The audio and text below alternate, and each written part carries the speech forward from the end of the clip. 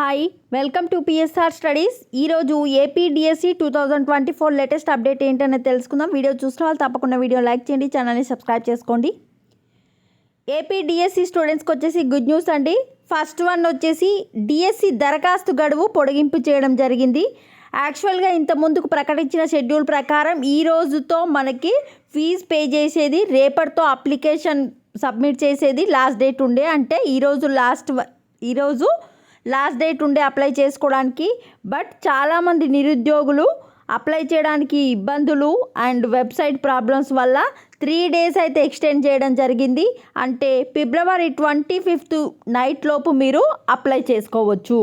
DSC దరఖాస్తుల గడువును ప్రభుత్వం పొడిగించింది. ఈ నెల 25 వరకు అప్లై చేసుకోవచ్చని ప్రకటించింది.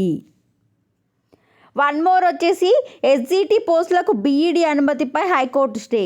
మ్యాక్సిమం ఎస్జిటి పోస్టులకు ఓన్లీ డిఈడి స్టూడెంట్స్ మాత్రమే అలో చేస్తారు. బీఈడి వాళ్ళని అనుమతించడానికి స్టే అయితే ఉంది కనుక మ్యాక్సిమం అయితే అలో చేయరు. సో ఫస్ట్ వన్ వచ్చేసి 3 days ఎక్స్టెండ్ చేయడం జరిగింది. సెకండ్ వన్ వచ్చేసి ఓన్లీ ఎస్జిటికి డిఈడి వాళ్ళు మాత్రమే అర్హులు. ఈ 2 అప్డేట్స్ ఈరోజు రావడం జరిగింది. ఇంకా ఏమైనా అప్డేట్స్ వస్తే నెక్స్ట్ వీడియోలో అప్డేట్ చేస్తాను. Thanks for the watching.